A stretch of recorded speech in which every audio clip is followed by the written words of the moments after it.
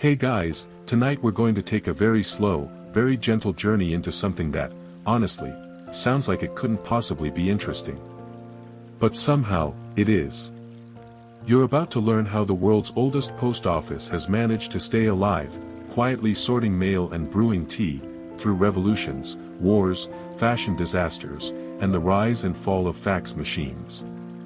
You start in a village so peaceful, it feels like time got bored and wandered off. Sanquhar, Scotland. Population, not exactly booming. There's a sleepy main street with more cobblestones than cars, and nestled between one too many pubs and a suspiciously cheerful gift shop, sits a small stone building. Not majestic. Not dramatic. Just old. Calmly, steadfastly old. This building has been handling the mail, more or less continuously, since 1712. You probably wouldn't survive a week here, to be honest. Not because it's dangerous, but because the pace is so relaxed, your city brain might start melting. People here still say, "Good morning," at 4 p.m., and if your mail is late, it's probably because the postmaster decided the kettle was more urgent. So, before you get comfortable, take a moment to like the video and subscribe, but only if you genuinely enjoy what I do here. And drop your location and the local time in the comments, just for fun. Now, dim the lights, maybe turn on a fan for that soft background hum, and let's ease into tonight's journey together. Picture it now. The wind has a slight bite, the kind that nips at your nose but never quite offends. You're walking down a gently sloped path in the Scottish lowlands, where moss grows not just between the cobblestones but also, somehow, on top of the stone fences. A few sheep glance at you in that distant, judgmental way only sheep can. The sky is always on the edge of a drizzle, and yet somehow it rarely rains with full commitment. It's as if even the weather in Sanquhar is hesitant to disrupt anything. Tucked at the corner of High Street is a building so modest it might escape notice entirely if not for the soft creak of the old wooden sign that swings above the door. It reads, in time-worn lettering, Sanquhar Post Office. EST 1712. That's not a typo. 1712. The same year the South Sea bubble burst and people were still wearing powdered wigs without irony. Step inside and the world muffles. Not in a spooky, horror movie way, but in the cozy hush of being wrapped in a wool blanket your grandmother probably knitted for you in a past life. The bell above the door jingles, politely. The floorboards groan, softly. The wallpaper peels, elegantly. You're surrounded by the kind of visual calm that only accrues with centuries of mild inconvenience. On the shelves, ink bottles so old they've evaporated into history. A battered teapot that has likely served more cups than most modern machines ever will. And just to your left, a small jar labeled loose buttons, do not ask. No one ever has. The counter is manned, always, by someone who looks as though they stepped straight out of a cozy novel. Tweed, perhaps. A gentle frown. The kind of person who gives exact change without looking and still uses phrases like, "oh and, bit breezy," in it. They don't rush. They don't need to. This is a place that's been operating for over 3 centuries. Your postcard to Aunt Mabel in New Jersey will get there. Eventually. But how did this quiet miracle come to be? Well, Sanquhar was once a surprisingly relevant stop on a trade route, when wool was wealth, and coal was still just considered good dirt. Traders, travelers, soldiers, poets, and one famously lost German philosopher all passed through here. The town grew not because it boomed, but because it never bothered to shrink. And in 1712, when the Royal Mail was slowly attempting to untangle Britain's chaotic web of inconsistent letter delivery, Sanquhar got picked. The reasons? Some were strategic. It was roughly halfway between Glasgow and the English border. Others were questionable. One rumor suggests the Earl of Queensberry demanded it as part of a particularly boring land negotiation. Historians still argue whether it was a favor, a mistake, or simply the result of someone sneezing while drawing the route on a map. Regardless, the Sanquhar post office opened its doors. And it never closed them. Not during the Jacobite uprisings. Not during the Napoleonic Wars. Not during the Industrial Revolution, or the World Wars, or the local scandal involving a stolen wheel of cheese and a vicar with suspiciously good penmanship. Through it all, the post office kept on stamping, sorting, and serving. The first postmaster is said to have worn a heavy wool coat and walked 20 miles with a leather satchel full of letters. He also once delivered a package containing nothing but thistles and a note that read, "For the idiot who forgot his boots." Some say that was the first recorded case of passive-aggressive mail in Britain. The building hasn't changed much since then. Oh sure, there's electricity now, and a small heater that wheezes like a tired accordion, but the soul of the place remains untouched. The original mail slots are still there, small wooden cubbies with names handwritten in ink that faded into whispers. A faded notice near the door warns patrons, "No mail accepted after 3 p.m. on Tuesdays unless you're buying a biscuit." No one really knows if that's a joke. Outside, children ride bicycles past as slowly as their ancestors once led donkeys. Locals wave, not because they know you, but because that's just what people do here. Tourists occasionally stop to take photos, often surprised to discover the post office still works. You can still buy stamps. You can still post letters. The modern world might be digital, but this little corner insists on existing in analog. Inside, you may hear stories. Some true, others suspiciously embellished, about the ghosts that allegedly frequent the back room. One tale involves a postmaster who never took a day off, even after he died. Another involves a talking pigeon named Bernard. No one can confirm either story, but everyone seems content to keep them alive.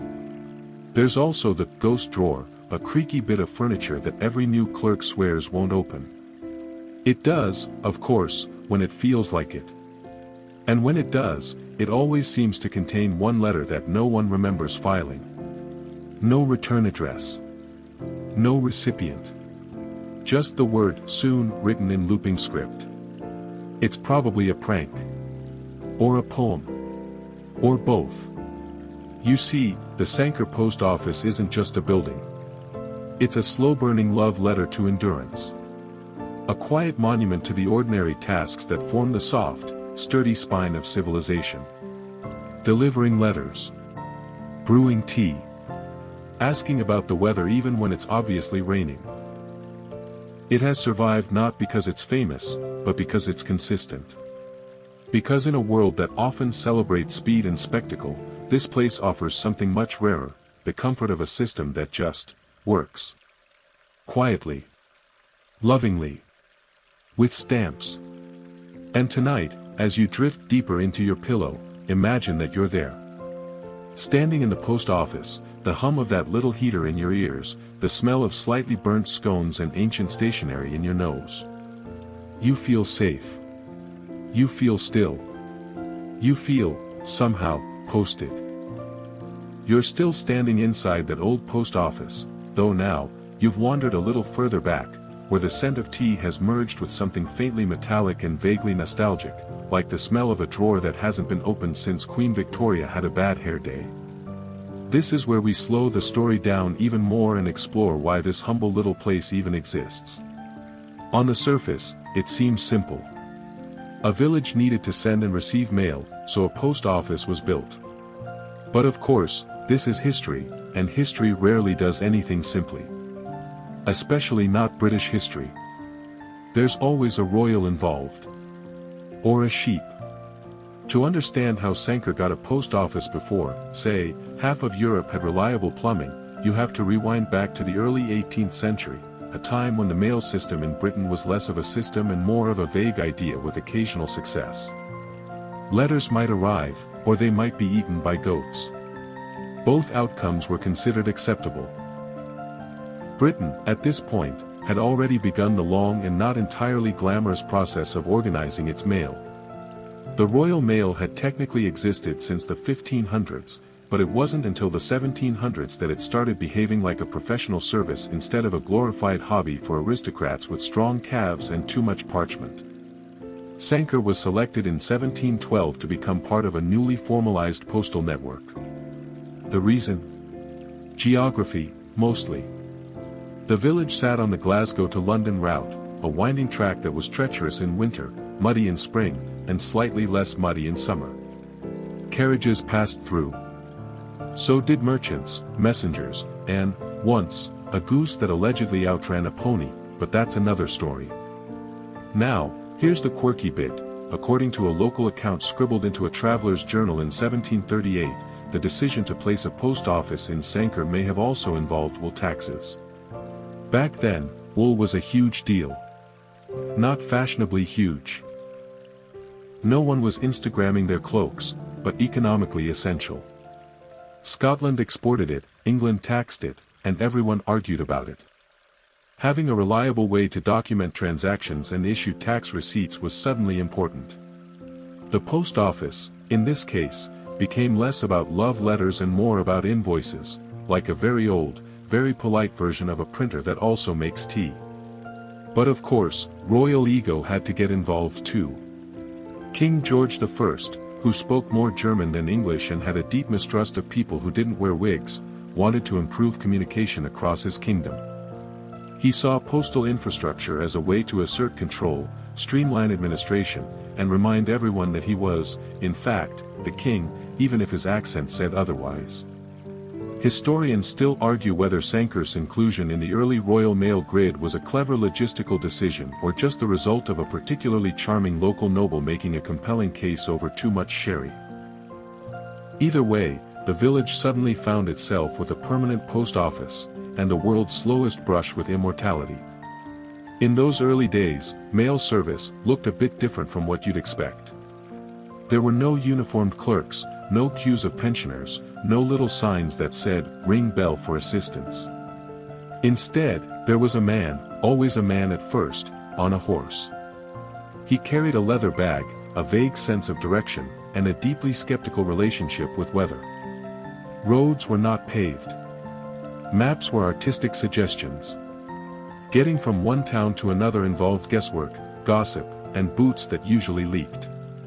Deliveries were unpredictable, but oddly intimate. Letters weren't just tossed into a box. They were handed over personally, often with a nod, a comment on the weather, and, if you lived rurally enough, a chance for the mailman to pet your cow. People didn't receive many letters, so when one arrived, it was an event. Sometimes neighbors would gather to hear it read aloud. Even if it was just from an aunt complaining about turnips. Inside the Sanquhar post office, these moments of reception were treated with quiet reverence. Letters were wrapped in waxed linen to protect them from rain, snow, and the occasional curious squirrel. They were stamped with red wax seals that bore the sender's initials, or, in some cases, tiny emblems. One local blacksmith was known for sealing his letters with a miniature anvil imprint. The early postmasters of Sanquhar were respected figures, not unlike schoolteachers or pub owners, people whose authority was unspoken, but absolute. They were keepers of secrets, after all. They knew who was writing to whom, and how often. They could tell if someone's handwriting had changed, or if the ink was shakier than usual. They were, in effect, the village's unofficial narrators. One such postmaster, John MacBrain, served during the late 1700s and is said to have had a photographic memory for postage rates and marital gossip. Legend has it that he once rerouted a letter without an address by recognizing the handwriting and deducing the recipient based on who had recently bought flour on a Wednesday. That's small-town forensic science right there.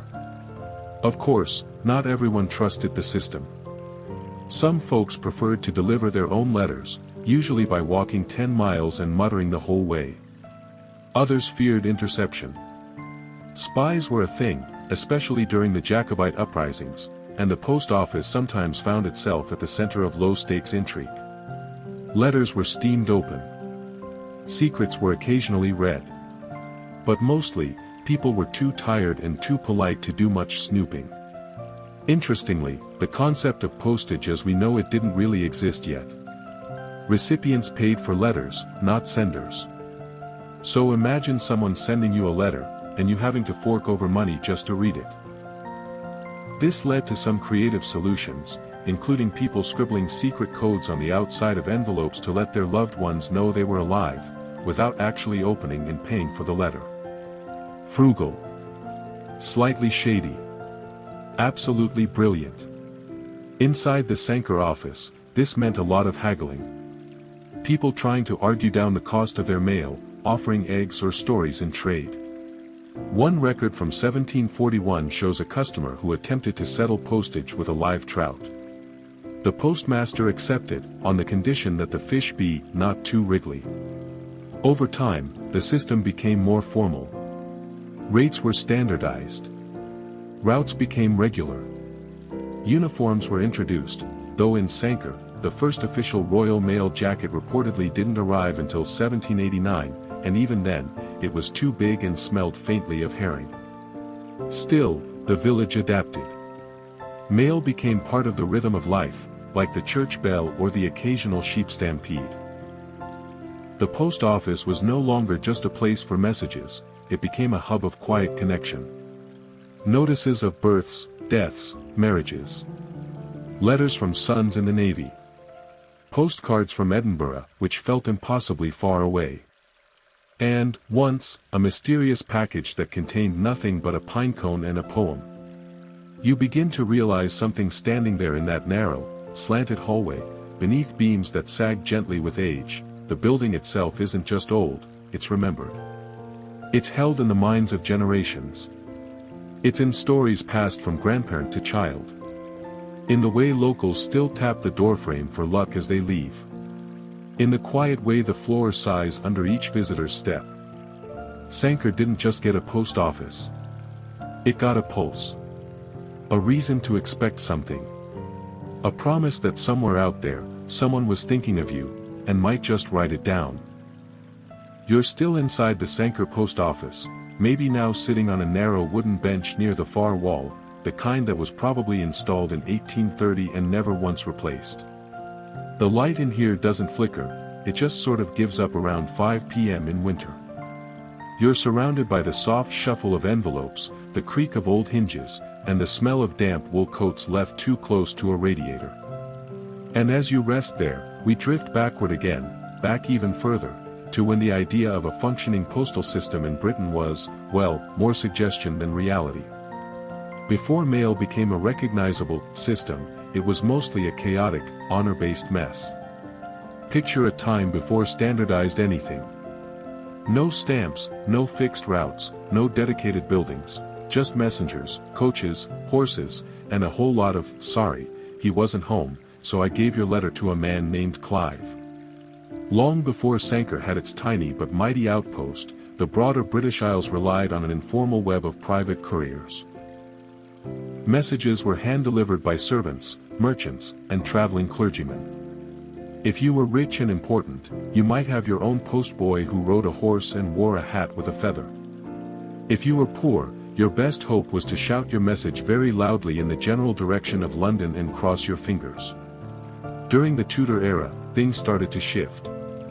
Henry VIII established a sort of royal mail service, not because he was a fan of civic infrastructure, but because he wanted to spy on people. The Master of the Posts was appointed to control routes between royal residences and collect intelligence along the way. Imagine your mailman being hired primarily for espionage, and secondarily for package delivery. Historians still argue whether this early Royal Mail truly counts as a public service. For most people, it was neither accessible nor reliable. And anyway, most of the population couldn't read. But it laid a foundation, a wobbly, suspiciously wet foundation, for what would eventually become a surprisingly elaborate institution. By the early 1600s, postal roads began appearing on maps, though whether they matched reality is anyone's guess. Maps from the period often included drawings of unicorns, suspiciously large birds, and sea monsters wearing crowns. Still, the idea of fixed routes persisted. Riders were stationed along the roadways at intervals. These were called posts, which is where we get the word post office. It also explains why some early post offices were literally just inns with a spare room and a bored teenager holding a sack of letters. The coaches used in the 17th and 18th centuries were not great. They were slow, rickety, and often had wheels that behaved more like suggestions than actual functioning parts. In Scotland, particularly, mail carriers had to brave narrow dirt paths through moors, forests, and hills that didn't believe in staying dry. Many carried cudgels or pistols. Not to fend off bandits, but to scare away very aggressive geese. Mail wasn't always in envelopes either. It could be wrapped in cloth, tied with twine, or simply folded into itself and sealed with wax. Early postmasters often had to guess which part of the writing was the address and which part was a love confession. Mistakes were made. One letter meant for the Bishop of Edinburgh reportedly ended up in a tavern in Skye, where it was used as a coaster for 2 weeks. And let's not forget the element of time. Today, we expect delivery in 2 days, or even the same afternoon if we're feeling impatient. But back then, a letter from London to Edinburgh might take anywhere from a week to sometime before the next harvest. In winter, it was safer just to wait until spring to write to someone. The snow didn't stop the mail, exactly, it just made the horses lose the will to live. In Sanquhar, nestled far from the capitals and the chaos, the adoption of a post office meant access to the world. It meant news. It meant birthdays acknowledged, marriages arranged, rumors started. And yes, it also meant a lot of confusing postage calculations. See, before stamps were invented, and they weren't introduced until the mid-19th century, mail had to be paid for by the recipient. Which meant receiving a letter wasn't always a happy event. People sometimes refused to accept them, either because they didn't want to pay or because they suspected it contained bad news. Think of it as the original spam filter, except you had to say, "No thank you," to someone in a hat holding your mail hostage. To get around this, people became wonderfully sneaky. They'd develop codes, clever little markings on the outside of a folded letter to convey a hidden message without needing to pay to open it. A flourish in the corner might mean, "I'm alive." A slightly crooked seal could mean, "The harvest was poor." It was a romantic kind of cryptography, invented out of economic necessity and human stubbornness. Over time, services improved. The introduction of mail coaches in the late 1700s helped regularize delivery, though regular still often meant weather permitting. These coaches had dedicated routes, schedules, and strong boxes to hold the mail. They also had very cold, very underpaid guards who sat in the back and often complained in writing, which, ironically, they mailed. By 1784, a man named John Palmer, a theater manager of all things, proposed that the Royal Mail borrow ideas from stagecoach scheduling. He suggested a national mail coach system that emphasized speed, efficiency, and punctuality. It worked. The mail became faster, more reliable, and slightly more dramatic. Which is how you ended up with phrases like mail coach robbery in the history books and entire industries built around sorting letters by candlelight while wearing impressive hats. Still, even with improvements, local post offices like Sanquhar's were the backbone of the system. They weren't glamorous, but they were consistent. These were the places where ordinary people interacted with an extraordinary network of communication. By the turn of the 19th century, Sanquhar had firmly settled into its role. It wasn't the hub of anything. It wasn't famous. But it was reliable. Every few days, a bundle of letters would arrive. Every few days, a postmaster would sort them. Every few days, a villager would walk in with a frown and walk out with an envelope and a slightly smaller frown. It worked. And here's something odd, though we tend to associate history with big events, wars, treaties, revolutions, it's the quiet systems that hold everything together. Roads, wells, markets, and yes, post offices. They're the spine of civilization, even if they don't get the dramatic soundtrack. In Sanquhar, those early days were full of small rituals. The oil lamps lit by hand. the logs stacked just so near the stove. The way a child would reach up to post a letter into the big red box and tiptoe, as if that little stretch would make the message travel faster. And while the Royal Mail was growing into a national behemoth, with stamps and uniforms and deadlines, Sanquhar kept doing what it did best, gently connecting people, one letter at a time. You're still seated on that same well-worn bench in Sanquhar post office, though perhaps now you've leaned your head against the cool, plastered wall. Outside, it's misty and gray, the kind of weather that doesn't commit to rain, just clings to everything like a memory you forgot to have. A draft sneaks under the door, but inside, the air is warm and thick with the scent of old paper, faint tea leaves, and the comforting, musty perfume of history. Let's take a moment to feel what it was actually like to work here in the early 1700s, to imagine, in every sleepy, bone-chilled detail, the day-to-day life of a Scottish postmaster in a time before thermostats, ergonomic chairs, or, frankly, expectations of comfort. You trudge in before dawn. The post office opens early, not because people need mail that early, but because the postmaster's day begins with preparation. You strike a flint and coax a weak flame into the fireplace, trying to warm up the room enough to see your breath a little less. The temperature inside in winter often hovered just above freezing.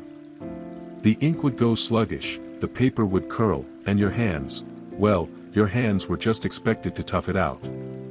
You might find yourself dipping a quill into a thick bottle of ink, scratching out names on the registry with slow, deliberate movements. The pens were goose-feathered, the ink a blend of oak gall and iron salts, the writing surface uneven. Paper wasn't smooth like it is now. It had texture, character. Sometimes little flecks of bark or seeds. And the ink didn't dry instantly, it had to be blotted, or it would smudge with a simple breath. And those gloves everyone imagines postmasters wearing? Pure fantasy. You worked bare-handed. Gloves were for gentry and grave robbers, not postal clerks with frostbitten fingers trying to decipher Mrs. McAllister's scrawled instructions to forward a parcel of embroidery threads to her cousin in Berwick. You sorted mail by region, folding each letter carefully and tying it into bundles with twine. Postmarks were stamped by hand, first using a wooden block carved with the town name, later with metal stamps that required a firm whack to imprint through several sheets. If your hand was unsteady, so was the postmark, and heaven help you if you smeared the ink across someone's precious parcel. Now and then a customer would arrive early, usually with boots still wet from crossing a field and cheeks red from wind. They'd bring a letter or two, carefully wrapped and addressed in a looping, formal hand. They might nod politely, but conversation was minimal. Everyone had somewhere else to be. Except the postmaster. You were always here. Tea wasn't just a drink, it was a survival strategy. The kettle lived on a little iron trivet over the hearth, and it was your faithful companion through dark mornings and longer evenings. The brew was strong, dark, and utterly unforgiving. Milk was optional. Sugar was considered indulgent. And yet somehow, this black liquid kept your spine upright through the sorting, stamping, and sighing. Outside, the world spun slowly. Horses clomped by. Carts groaned. Church bells marked the hours like reluctant timekeepers. And inside, the post office ticked on. A letter in. A stamp down. A record logged. A parcel wrapped. Then another. Then another. Day after day. The uniform, if you can call it that, was nothing special at first, just a serviceable waistcoat, a woolen scarf, and occasionally a badge or armband identifying your role. Later, as the Royal Mail tried to appear more dignified, standardized coats were introduced, red for visibility, brass buttons for formality, and hats that were, frankly, too tall to be taken seriously. The Sanquhar postmaster was known to trim his down to a more reasonable height after one gusty day nearly sent it flying into a pot of jam at the corner shop. But beyond the physical discomfort, there was a deep, quiet pride in the role. The postmaster wasn't just a clerk. He was the gatekeeper of news, the trusted steward of messages that could change lives. A marriage proposal, a birth announcement, a contract, a death. The power in those folded sheets of parchment was enormous. There's a record from 1763 of a letter arriving in Sanquhar from overseas, a shipwreck survivor writing to his wife, presumed dead for over a year. The letter had crossed oceans, braved storms, and somehow landed in this tiny Scottish village. The postmaster read the name aloud and watched a woman drop her teacup in disbelief. That story, passed down through generations, became a quiet legend. Proof that letters, like hope, sometimes outlive the odds. But it wasn't all drama and destiny. Much of the post was delightfully mundane. Notices from tax collectors. Updates from unremarkable cousins. Receipts for butter. Letters about the weather, the cows, the neighbor's suspicious fence extension. Yet each one mattered. Each one traveled far, was trusted to someone's hand, and ended up right here. Of course, mistakes happened. In the 1790s, one delivery error resulted in a woman receiving an order of buttons meant for a London tailor. She kept them, started a local button club, and never sent them back. Historians still debate whether it was a petty theft or a small act of rebellion. Either way, the club met weekly for nearly 10 years and was famous for its lemon biscuits. Inside the building, every object had a purpose. The small tin for sealing wax. The iron for pressing letters flat. The extra inkwell hidden behind the ledger.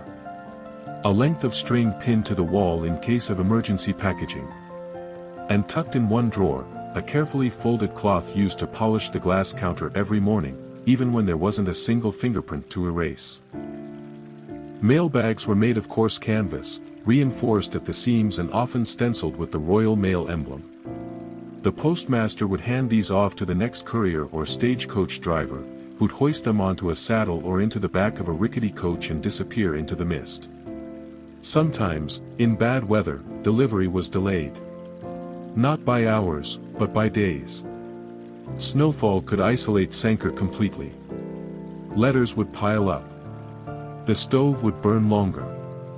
And neighbors might stop by just to sit near the heat and talk, softly, respectfully, as if the presence of so many words in waiting deserved reverence. And then there were the local peculiarities. Sanquhar had, for a time, a cat that lived in the back room. Her name was Inkblot. She had a habit of sitting on outgoing parcels and shedding black fur across everything. One gentleman claimed she ruined his marriage proposal by covering the envelope in allergens. The marriage still happened, though the husband reportedly sneezed through the entire ceremony. Every winter, the walls of the post office seemed to contract. The wind outside howled like a choir of impatient ghosts. But inside, the glow from the fire and the rhythm of routine kept things human. Tea. Stamp. Fold. Laugh. Repeat. Through wars, gossip, and even the arrival of telegrams and telephones, the tactile business of letters held on. Today, some of the original tools are still there. A wooden stool that wobbles slightly to the left. A ledger with ink blots like small, sleepy constellations. A drawer labeled, foreign coins, assorted. And of course, the bench you're sitting on now. It doesn't creak as much anymore. It just sighs a little, like it knows you need the rest. You're still here, still nestled on that sighing bench in the world's most persistent post office, and by now, the sounds of the outside world have melted into near silence. Only the occasional clop of hooves from a distant horse or the faint tinkle of a shop bell elsewhere on High Street punctuates the hush. You've settled into the rhythm of the place, slow, sturdy, almost ceremonial. But it's not just the building that's weathered the centuries with quiet dignity. It's also the people inside it. Specifically, the postmasters of Sanquhar, those watchful, kettle-boiling sentinels of ink and order. Let's meet a few. One of the most enduring characters in Sanquhar's postal history is Mr. Thomas Telfair, who served as postmaster from 1826 to 1861. A tall man with strong opinions about the ideal consistency of porridge and the absolute necessity of punctuality, Telfair was known for arriving precisely 5 minutes before the first letter of the day was due, no more, no less.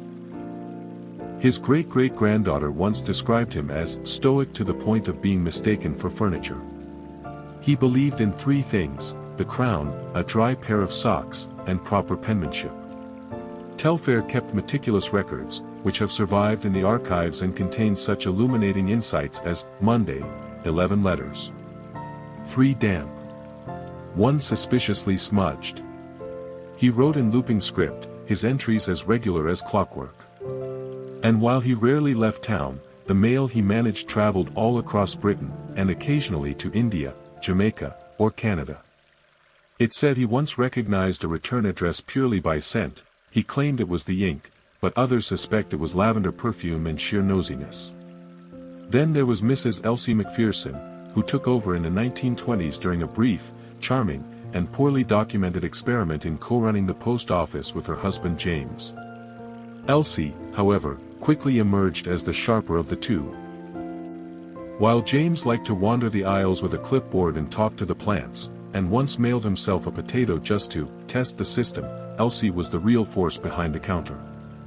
She modernized the filing system, meaning she convinced James to stop alphabetizing everything under M for mail, and introduced a daily tea hour, complete with biscuits and the reading aloud of particularly juicy postcards.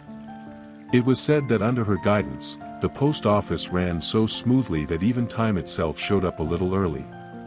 Elsie was also responsible for one of the most beloved local traditions, the Handwritten Letter of the Month award. Every 30 days, she would choose the most elegant, amusing, or downright mysterious piece of correspondence to come through the office and post it anonymously on the wall, minus any private information. One winning entry simply read, "Dear Ewan, I forgive you. The chicken was never yours to begin with."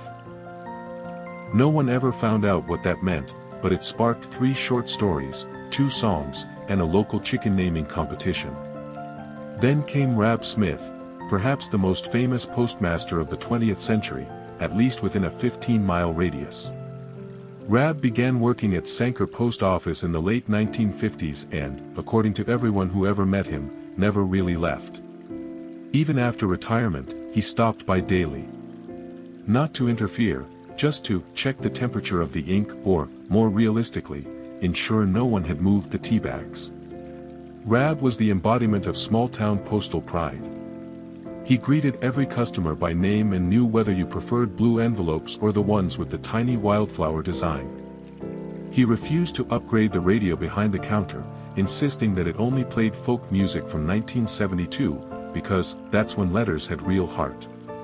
He once refused a delivery van access to the back alley because its tires looked suspiciously urban. He had his quirks.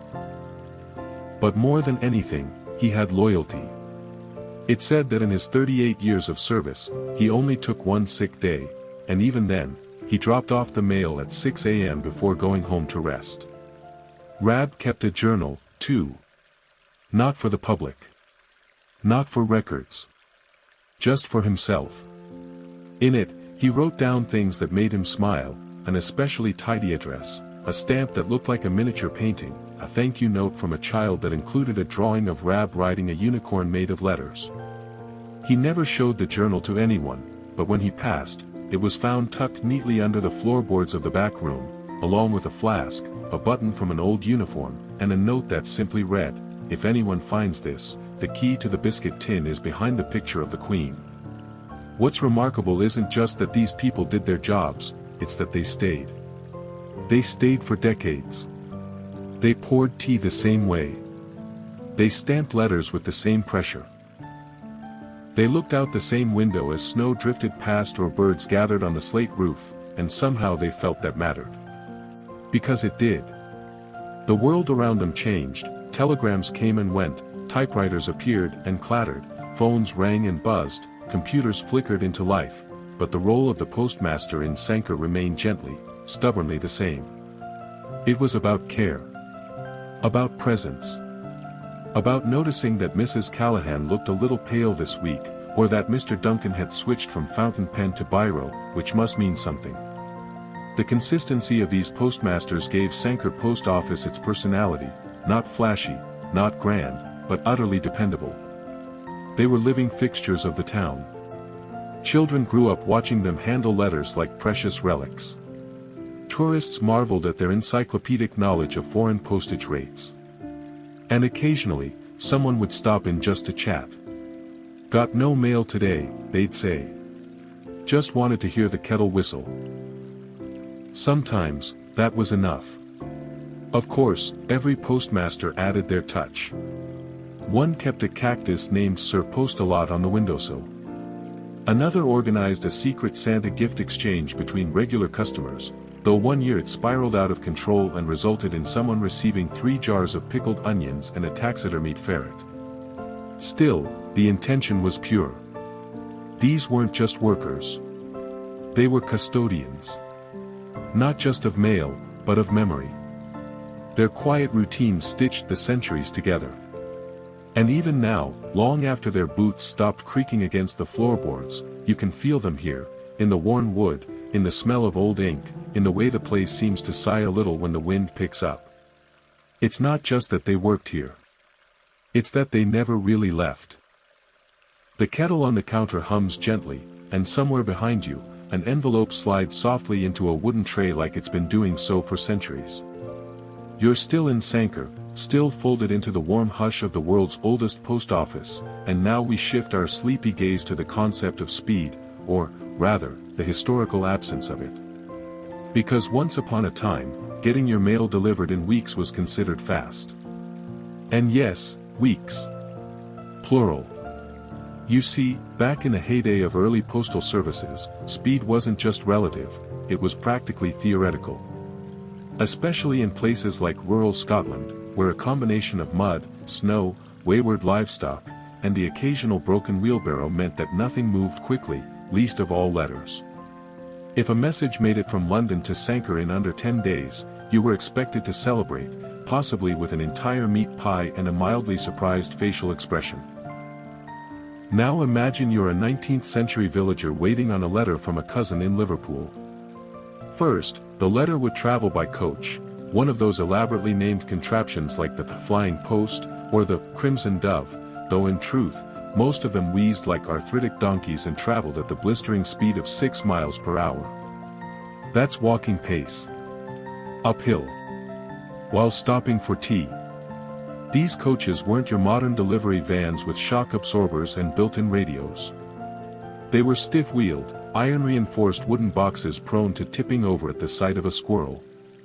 Their drivers wore long coats, tall boots, and expressions that said, "I've seen things, mostly potholes, but also despair." Inside the coach, your letter jostled along with dozens of others, all packed into locked mail bags stamped with wax seals. The bags themselves were often hand-stitched from canvas, some so heavy they required 2 people to lift. Security was a constant concern. Banditry wasn't exactly common in the Scottish lowlands, but it did happen. One especially daring sheep once made off with an entire bag of outgoing mail in 1803. Local legend insists it was, for the thrill of it. When the coach arrived in town, usually announced by the rattle of wheels and a horn blown enthusiastically by someone with minimal lung capacity, it would pull up outside the post office or inn. This was a moment of communal excitement. People gathered. Children pointed. One elderly gentleman reportedly burst into tears upon receiving a postcard from his niece that simply said, "I got married. He smells of fish." But the thing is, even after the coach reached the village, the job wasn't done. The mail had to be sorted, by hand, under gaslight, on tables that tilted slightly to the left and creaked every time someone leaned over to read a smudged address. The postmaster would don a pair of spectacles so thick they could burn ants, and start sifting through the stack. Invoices, family letters, notices from the Crown, questionable pamphlets from Edinburgh that smelled like whiskey and rebellion. Deliveries were rarely made door-to-door in the early days. Instead, villagers came to collect their mail. The post office wasn't just a distribution center, it was an event.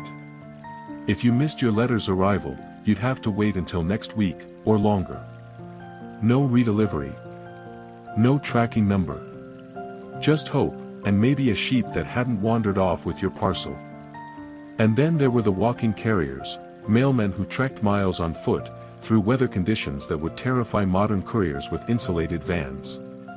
One postman in the 1840s was known to walk 20 miles a day between Sanquhar and surrounding farms, carrying a sack nearly as large as himself, and stopping occasionally to borrow eggs or patch his socks. When asked what kept him going, he allegedly replied, "The letters, the views, and the scones at number 6. Historians still argue whether he exaggerated the scones, but most agree his devotion was real. The routes were complex and, often, comically inefficient. There's a record of a letter meant for a farm just 3 miles outside of town that instead traveled to Dumfries, then to Ayr, then back to Sanquhar, because someone misspelled hill as hell, and it took a few detours through confused sorting offices. The farmer still got the letter, 6 weeks later, with a note attached, "Apologies for the detour. Hope all is well in hell." And while it's easy now to laugh at the slowness, there was also something beautiful about it. Waiting for a letter made it more precious. The delay added weight, not just physical, but emotional. You had time to imagine what might be inside. To miss someone before you heard from them. To savor the moment when the envelope was finally in your hand and you could trace the handwriting, unfold the paper, and read slowly, as if the words themselves were fragile. Fast wasn't the point. In fact, in many ways, slow was the point. A letter took time to write. You had to sit down, in silence, and think. You chose your words more carefully. You didn't blast out a message between meetings, you composed. You reflected. You might even use a proper salutation. "Dearest Cousin Margaret," or "My most peculiar uncle," depending on your mood. You'd sign off with warmth, not emojis. Even in times of urgency, like during wartime, there was a ritual to the process. Soldiers wrote from trenches or tents, by candlelight, with hands that trembled from cold or fear. Their letters were mailed home on boats, coaches, or even pigeons, yes, real pigeons. The recipients, weeks or months later, would read those letters as if the writer were right beside them. Sanquhar's post office handled its share of these letters, especially during the First and Second World Wars. The postmaster during World War II, a stoic man named Alastair Gregg, was said to open early and stay late, just to make sure no soldier's letter was left unsorted overnight. He wore a cardigan with patches on the elbows and kept a tin of barley sugar drops behind the counter, which he shared only on, particularly victorious days. Alastair once sorted over 900 letters in a single day when a batch delayed by weather finally arrived. He slept on the bench, boots still on, hat over his face, and when someone knocked on the window asking for a stamp, he reportedly sat up and said, "Only if it's for someone you miss." Today, we track packages in real time. We complain if something takes more than 48 hours. But in the long, meandering history of the Sanquhar post office, 48 hours would have been considered a miracle worthy of song and possibly a small parade. Speed wasn't the magic of mail. Connection was. And in this quiet little building, this creaky-walled, ink-stained, biscuit-scented outpost, the pace of the post was never a problem. Because, eventually, everything arrived. The post office is quieter now, if that's even possible. The daylight has faded into that soft Scottish twilight, the kind where everything outside turns the color of old pewter, and the lamplight from inside spills through the windows like warm tea. You're still curled into that bench, legs stretched, eyes half-lidded. The kettle gurgles once, sighs, and then falls silent again. And as you sit, warm and still, we now reach a very pressing historical question. In a village like Sanquhar, in a building like this, what came first, the post office, or the pub? Now, technically, historically, the post office wins by a hair. It was officially established in 1712, whereas the most famous local pub, the Blackaddy Inn, claims continuous operation only since the 18th century, though it had likely been serving up ale, gossip, and questionable stew long before then. But ask any local, and they'll tell you with a wink that in spirit, the pub was probably first. Because really, when you're dealing with Scottish weather, inconsistent mail schedules, and boots that never quite dry, a pint and a fire beat the arrival of a parcel 9 times out of 10. There was, and still is, a particular rhythm to small-town life, and for centuries in Sanquhar, that rhythm has followed a pattern: wake up, check for post, hop into the pub, share the news, or invent some, and then head home. It's the gentlest loop of communal living, and the post office was the beginning of that loop. In the 1800s, many villagers would collect their mail and then immediately carry it across the street to read aloud over a pint. If the news was good, a niece getting married, a cousin surviving a storm at sea, it was toasted. If the news was bad, a loss, an overdue bill, a stern letter from the bishop, it was softened by drink and sympathetic murmurs. And if the letter was unreadable due to rain or a particularly dramatic ink smudge, well, that was just a sign from the universe to order another round and try again later. The postmaster and the publican often knew the same stories, just with different flourishes. Where the postmaster might say, "Your son's handwriting has improved," the publican might add, "But his spelling's still a crime against vowels." They worked together, these two institutions. Letters delivered information. Ale delivered interpretation. Sometimes, disputes arose.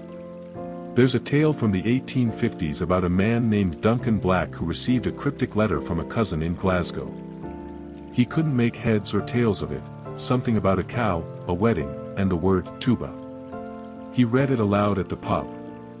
For different interpretations were offered, ranging from a runaway bride to a lost musical instrument. Eventually, it was agreed the letter was actually meant for a different Duncan Black.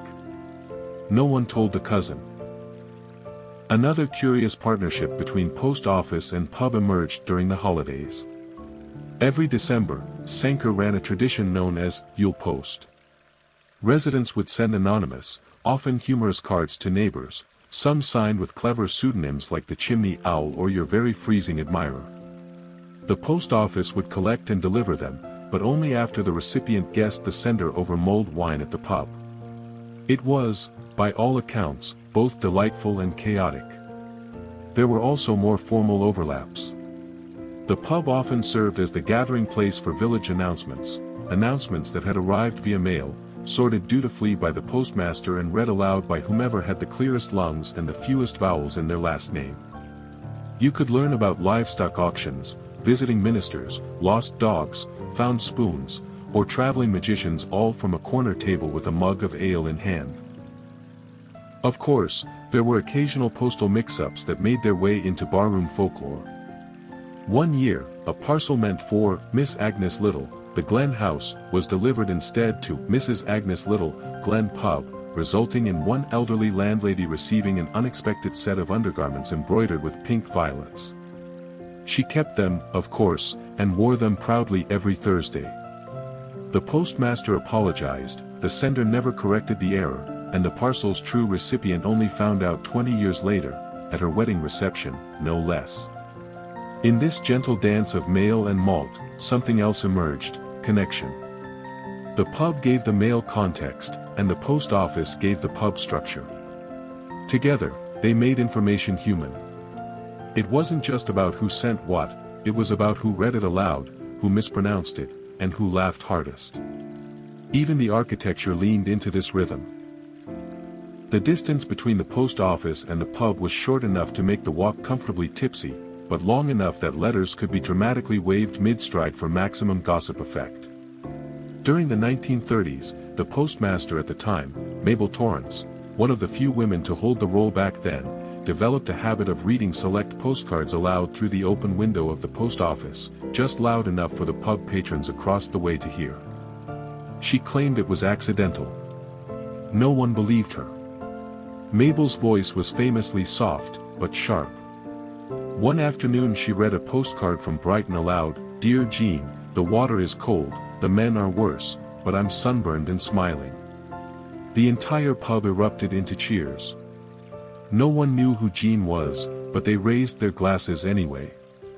This interweaving of institutions continued even through hard times. During rationing, both post office and pub became centers for organizing aid. Packages were collected at one and shared at the other. Foodstuffs, clothing, letters from sons abroad, all passed hand to hand, from counter to countertop, from one trusted face to another. And it wasn't just about receiving. Sometimes the pub became the unofficial waiting room for mail. If a letter was late, villagers would nurse a pint while speculating about what it might contain. Romance?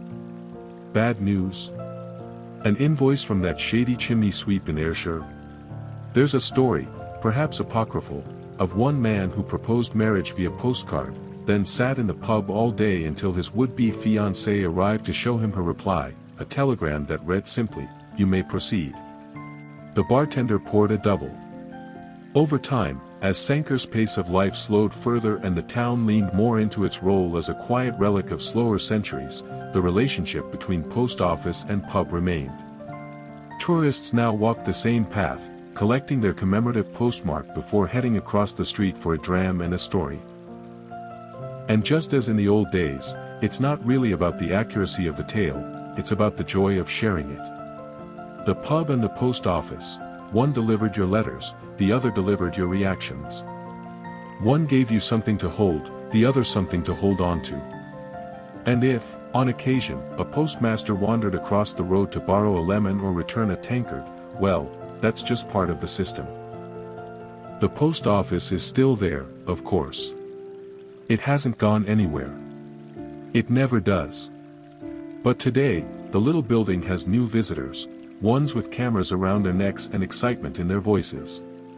They speak in whispers, reverent as if entering a cathedral, and often trail in with a guidebook tucked under one arm or a smartphone with a list of stamped shops bookmarked.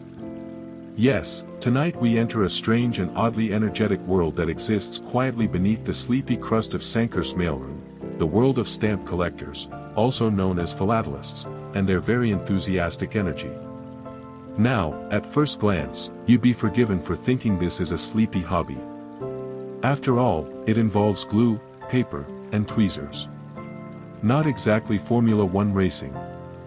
But philatelists are a passionate bunch, and Sanquhar is one of their sacred destinations.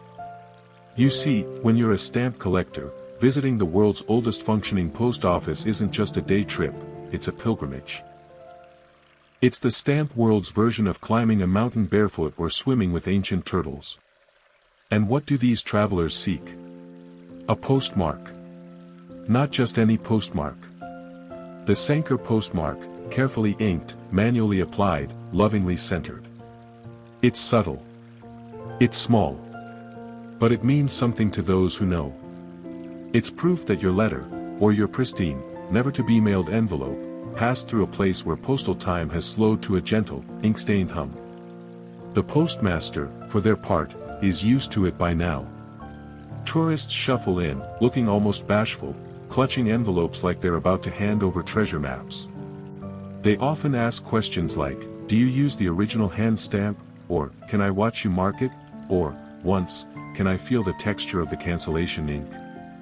To be clear, philatelists are rarely dangerous. But they are very specific. Some bring their own envelopes, carefully designed with commemorative themes. Royal birthdays, historical anniversaries, a tribute to obscure railways of Norfolk. Others want to buy special first-day covers issued right here in Sanquhar, often featuring lovingly illustrated scenes of the post office itself. The irony is that some of these will never be mailed. They'll be hermetically sealed, slipped into plastic sleeves, and stored in binders alongside stamps from Bhutan, Bolivia, and the British Antarctic Territory. For the uninitiated, it can seem baffling, this intense devotion to rectangles of paper worth less than a chocolate bar. But for collectors, each stamp is a miniature time capsule. A story. A clue. And the Sanquhar postmark? That's a quiet badge of honor. In the back room of the post office, there's a folder filled with thank you notes and photographs from collectors all over the world, Japan, Australia, Canada, even Peru. Many of them are beaming beside the modest front door, holding up their freshly stamped covers like archaeologists discovering a new fossil. One man from New Zealand sent a postcard that read simply, "I came for the stamp. I stayed for the scones." Of course, it's not just about the stamps, it's about the feeling of permanence. Of history. In an age when most messages arrive via screens and vanish in seconds, stamps feel solid. You can hold them.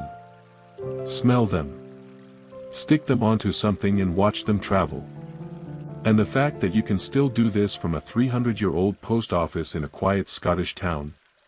That's magic, pure and simple.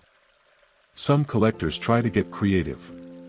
One famously mailed a coconut to himself from Sanquhar, after carefully affixing stamps to its husk and politely asking the postmaster not to weigh it too harshly. It arrived. Eventually. Slightly bruised, but victorious. Another visitor once asked if the post office could backdate a cancellation to 1712. The answer, kindly but firmly, was no. Every few years, Sanquhar hosts a stamp fair, or rather, a glorified gathering in the town hall where tables are filled with dusty albums, tweezers, and old men trading stories about the exact shade of a 1946 King George VI issue. The atmosphere is oddly electric. Deals are made. Trades are whispered. Sandwiches are consumed with reverence. One year, a collector from Belgium fainted from sheer joy after discovering a rare misprint of a Scottish thistle on sale for £5. He recovered fully and bought it, claiming it was the happiest faint of his life. Inside the post office, the walls are dotted with framed stamps and plaques celebrating its continued operation. There's even a visitor log where philatelists scribble notes like, "Lifelong dream achieved," and, "Finally saw the ink pad, 10/10 experience." A child once wrote, "This is where old stamps come to be happy." Which, frankly, should be on a brochure. But for all the quiet excitement, the post office staff remains composed. They've handled everything from international stamp societies to visiting YouTubers filming hushed, male ASMR videos. Through it all, the approach remains the same: slow, polite, precise. You never rush a stamp collector. And there's a reason why. To these visitors, Sanquhar isn't just a building, it's a reminder that history lives not only in books and battles, but in the everyday. In the quiet persistence of paper. In the inky circles that mark where a letter began its journey. In the fingerprints left behind by someone who spent their life surrounded by envelopes and tea steam. And then there's the unofficial stamp club mascot, a small, cross-eyed stuffed badger named Posty, who lives near the cash register and wears a red felt vest. No one knows who brought him in. He just appeared one day, and no one had the heart to move him. He's now featured in dozens of selfies and once had his own Twitter account. There are other souvenirs, of course, mugs, magnets, even tote bags that say, "I got stamped in Sanquhar." But the real prize is the experience, standing in a building older than most countries' postal systems and sending something, anything, through time and space. You leave with your envelope pressed close to your chest, the black Sanquhar ink still faintly tacky to the touch, and you wonder where it will go. Who will open it? If they'll feel a small thrill knowing it passed through the hands of someone wearing a wool cardigan and whistling an old folk song under their breath. That's what philately is, in the end. Not just collecting stamps, but collecting moments. It's a quiet Tuesday morning in Sanquhar. The mist is slow to lift, clinging to the chimneys like a sleepy cat, and the first customer of the day has just walked in, jingling the old bell overhead with the kind of delicate caution reserved for museums and ancient bookstores. But today's mail isn't a marriage proposal or a packet of rare stamps. No, today's delivery is something far more serious: socks. Or rather, a heated argument over socks. You see, for all its stately, sepia-toned calm, Sanquhar's post office has had its share of, let's call them dramas. Not the scandalous kind involving secrets or scandals, well, mostly not, but the kind that bubbles up when everyday life collides with paper, ink, and the unshakable belief that somebody messed up the mail. Let's start with the socks. The story goes that in 1932, a Mrs. Winifred Algie ordered a pair of hand-knitted wool socks from her cousin Margaret in Kirkcudbright.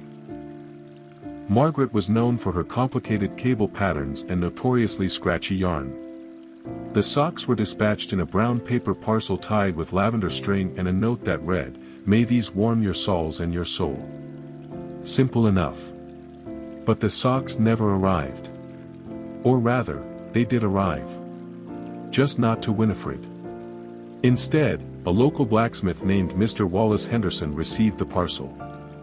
He was baffled, but, given the Scottish habit of accepting fate with minimal complaint, he simply wore them. 4 months. It wasn't until Winifred stopped by the post office to inquire about her long-lost socks and saw them on Mr. Henderson's feet while he was queuing for stamps that the mix-up was discovered. What followed was not exactly a scandal, but more of a prolonged huff. There were muttered apologies. Accusations of sloppy handwriting. A suggestion that perhaps Wallace had very dainty ankles. Margaret wrote a second pair. The original parcel, oddly enough, was never returned. Wallace claimed they had bonded with his boots. The sock incident is now referred to, semi-jokingly, as the Great Hosiery Misdelivery, and remains a favorite anecdote among staff. A cartoon version of the tale was once printed on commemorative postcards sold during a winter craft fair. They sold out. But the socks are only one example. Let's talk tea. In the early 20th century, Sanquhar's post office played a small but vital role in the Great Tea Bag Confusion of 1907. A merchant in London, trying to impress a Scottish wholesaler, shipped samples of a new, convenient tea delivery method by post. The label read, "Individual infusion pouches, no strainers needed." Unfortunately, the accompanying explanation letter was lost somewhere between Manchester and Moffat. So, when a box of small muslin sacks arrived at the post office, unaccompanied and mysterious, the postmaster at the time, Mrs. Hilda Brown, mistook them for medicinal sachets. She distributed them carefully to a few elderly customers who proceeded to steep them in hot milk and later complained of suspiciously cheerful dreams. It took nearly a month, several letters, and one very confused local doctor to sort the whole thing out. One woman, Mrs. Edith Spence, continued using the dream milk for years, convinced it was the reason her rhubarb grew so violently. And then there was the infamous letter with no words. In 1964, a folded sheet of paper, sealed with wax but completely blank, arrived in Sanquhar. It had no return address. No stamp. Just a name, Mrs. Violet Carmichael, written in pencil on the outside. No one knew who sent it. No one admitted to mailing it. When Violet opened it and found the pristine blankness inside, she reportedly declared, "At last, someone has written to me with the respect I deserve." She framed it. Some said it was an error, someone forgot to write the message.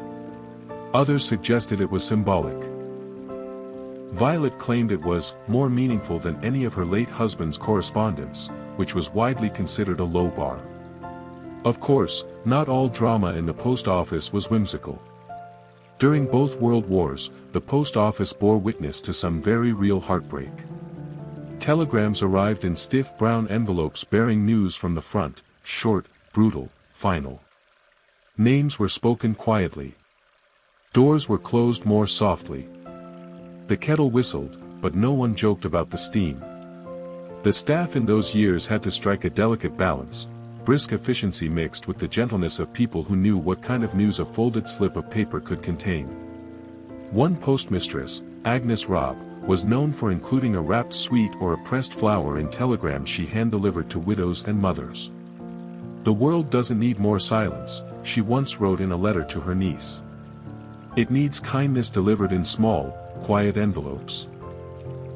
Historians still argue whether she actually said that or whether the quote evolved over the years, embroidered into local folklore. But the sentiment remains. Other minor incidents dot the record books. There was the time someone tried to mail a live chicken in 1879. It was gently declined. Or the letter addressed simply to "my auntie," next to the wee shop with the funny smell, which, miraculously, arrived correctly. Apparently, the smell was well known. Or the time in the 1980s when an entire mailbag went missing, only to be discovered 2 days later in the pub's Lost and Found, sitting under a coat rack with a polite note that read, "Returned unopened." Mostly. Despite these moments, or maybe because of them, the post office never lost its credibility. Instead, it earned something even better: character.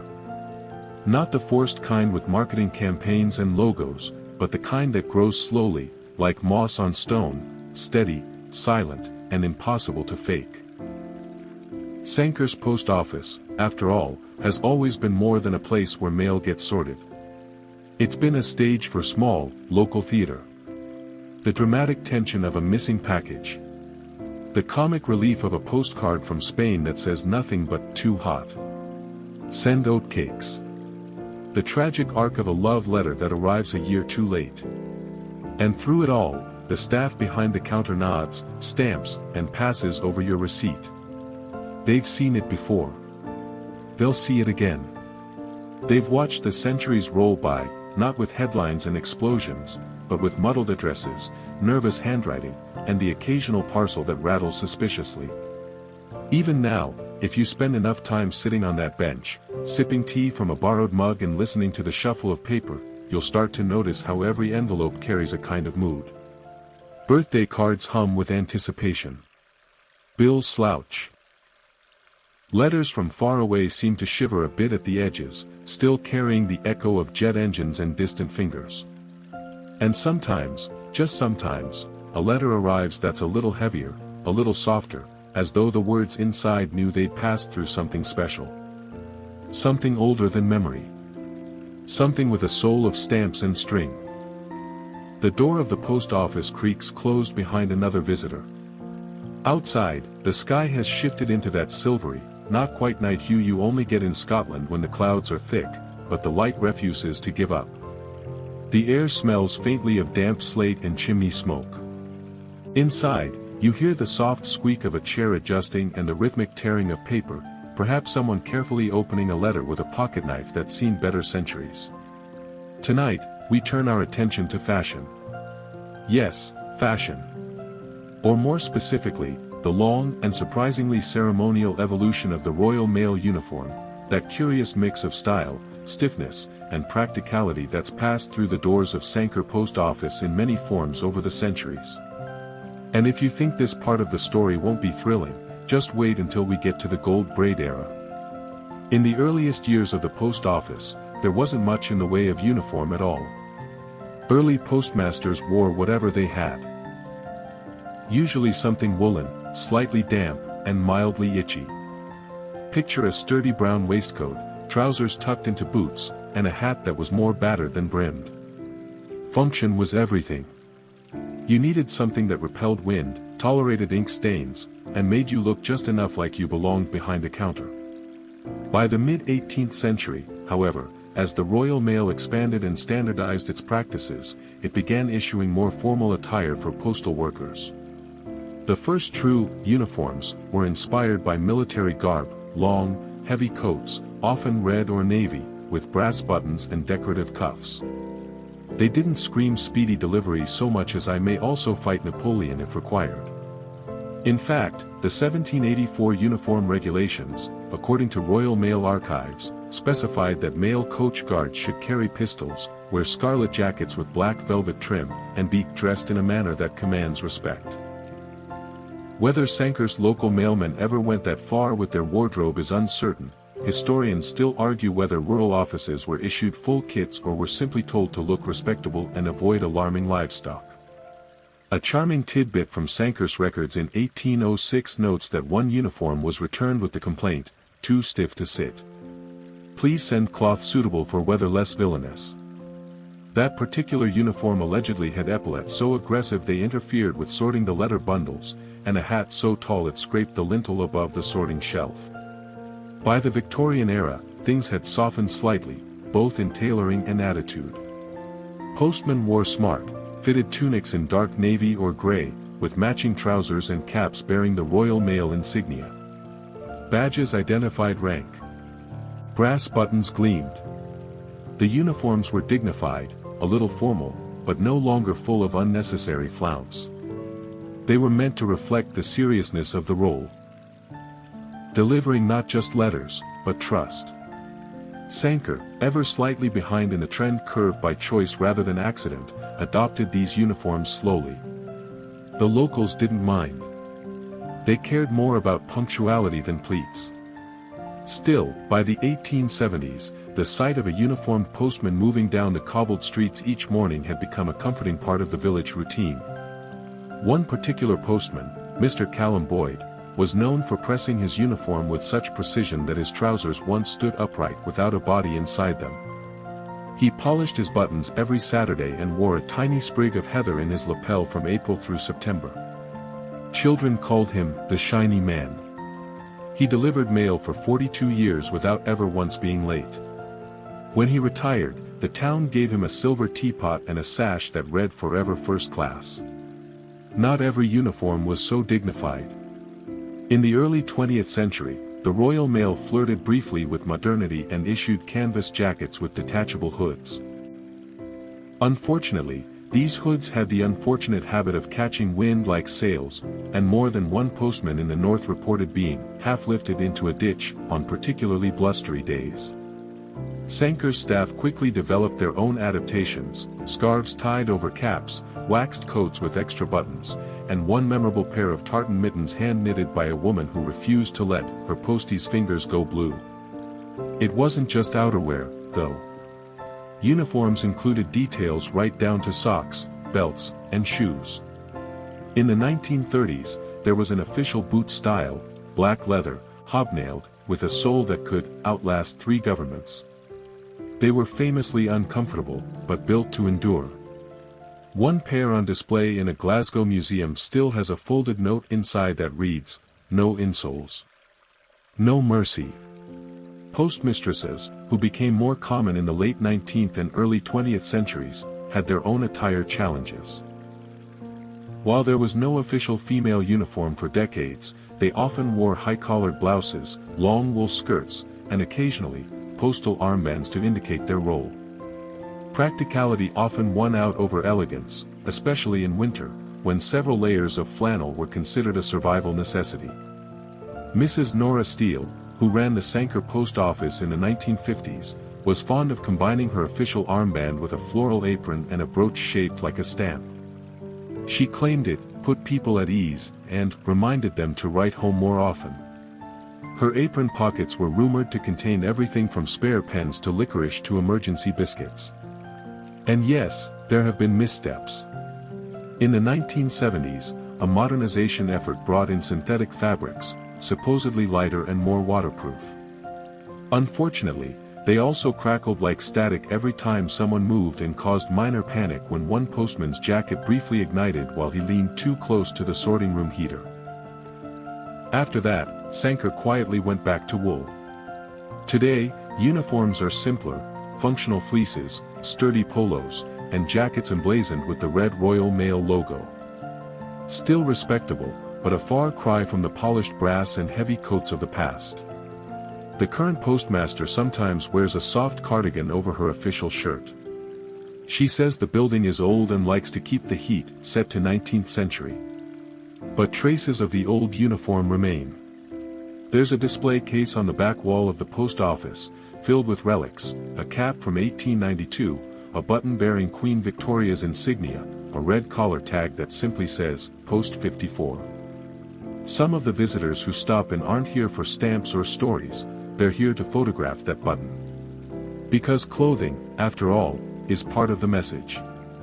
The uniforms weren't just about rules, they were about identity. About being recognized. Trusted. The sight of a postal worker, bundled in wool and braving the drizzle, became shorthand for consistency. You might not know what the letter would say, but you knew who would bring it. And in Sanquhar, that meant something. It meant that every button polished, every cap adjusted, every stamp pressed down was part of something bigger, an unspoken promise that, even in the smallest of towns, someone was paying attention. Someone would show up, rain or shine, in uniform, ready to deliver not just paper, but presents. You're still here. The post office hasn't changed.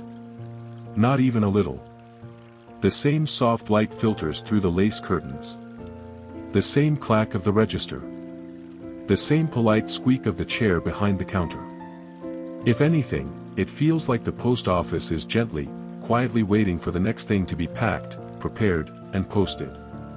So let's shift our sleepy gaze now to something a little more unexpected: animals.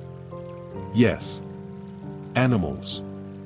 Because despite what modern logistics might lead you to believe, there was a time when cats, dogs, birds, and even the occasional goat all played unofficial but deeply cherished roles in postal history, and Sanquhar, charmingly, has had its fair share of four-legged, and winged, postal helpers. Let's start with the cats. Every real post office, especially one as old and cozily dusty as Sanquhar's, needed a cat. Not as a mascot, but as a vital piece of pest control infrastructure. Letters may travel the world, but envelopes, especially in the days of string-tied bundles and wax seals, are delicious to mice. Or at least, they were. Which is why the appointment of an official post office cat was, while not written into Royal Mail contracts, very much a real thing.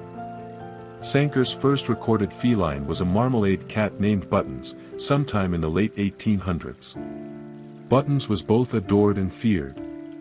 She patrolled the wooden counters like a supervisor and had a particular loathing for anything dropped on the floor. She once, according to staff lore, shredded an entire tray of returned mail just because someone left the sorting drawer open too wide. Buttons lived to the impressive age of 17 and is rumored to be buried behind the building, under the hawthorn tree, though this might be apocryphal. What is known for certain is that a framed photo of her in a hand-knitted postal cap hangs behind the counter to this day. Next to it is a little ceramic bowl labeled, "Treats for the Brave." She wasn't the last. In the 1960s, there was Postal, a lanky tabby who developed a fondness for sitting on the parcel scale. This caused endless confusion and miscalculations. A wrapped tea tin destined for Devon was once overcharged by nearly £3 because Postal was perched on it midway in. The customer received the tea, along with a note of apology and a drawing of a cat that looked suspiciously smug. And then there were the birds. Carrier pigeons may seem like an outdated concept, but they were once crucial to the communications web in Britain, especially during times of war. While Sanquhar wasn't a military hub, it did participate in national pigeon courier exercises during both world wars. A small dovecot was built atop the roof in 1916, and for a few years, several pigeons were on staff. One, named Nellie, was particularly famous for returning early from drills, so early, in fact, that people joked she must have taken the train. During one memorable drill in 1918, a pigeon returned to Sanquhar with a blank message tag, causing momentary panic until someone realized the tag had been tied upside down and the ink had simply run off in the rain. Nellie was not blamed. She was given extra oats and a ribbon, for morale. And then we must mention the dogs. While not as common as cats, dogs have played a modest yet colorful role in post office life. In Sanquhar, there's been at least one known postal companion, a terrier named Mac who belonged to postmaster Rab Smith during the 1970s. Mac accompanied Rab on local deliveries and was trained to carry lightweight mailbags in his specially fitted harness. He was beloved by children, tolerated by cats, and famously once barked at a suspicious parcel for 5 minutes until it was opened, to reveal an aggressive wind-up toy with a tinny laugh. After that, Mac was considered something of a security officer. He even had a badge. Rab said he earned it by woof and duty. Beyond cats, pigeons, and post dogs, the annals of postal animal history also include more questionable participants. There's a half-serious story about a chicken that briefly lived in the back room in the 1930s. No one remembers how it got there. It was never officially named, though someone once tried to call it envelope. It laid one egg on the outgoing mail counter and then vanished. The egg was placed in a teacup on the shelf and, for reasons no one can explain, stayed there for 8 years. Eventually it was replaced with a ceramic replica that remains to this day. A very confused tourist once tried to buy it. Of course, not all animal encounters were planned. Mice were a known issue in earlier centuries. Rats, too, occasionally found their way into the storerooms, lured by the starch in envelopes or the stray biscuit crumbs near the tea kettle. That's why cats weren't pets, they were staff. In one ledger from 1901, the postmaster wrote, 3rd of March. Stamp drawer infested again. Cat required. Priority higher. Even outside the building, animals made their mark. Horses, of course, were the original engines of the postal system.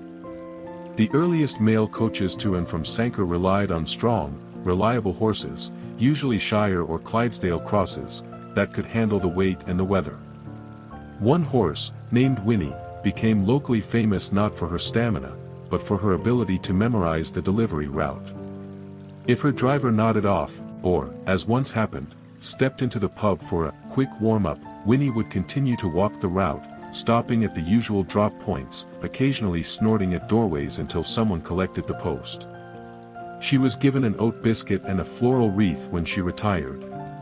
Historians still argue whether she once delivered a letter completely solo, or whether the driver simply walked behind trying not to be noticed. And then, of course, there's the creature of legend. Ask the right local. Probably someone with a mug of tea and plenty of time, and they'll tell you about the Sanquhar sorting ghost.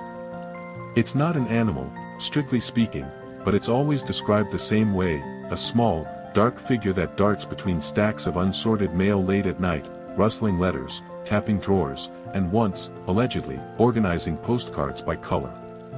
One clerk swore they saw a tail. Another insisted it had hooves. A third, sleep-deprived after sorting 600 Christmas parcels by hand, described it as a well-dressed squirrel in a waistcoat.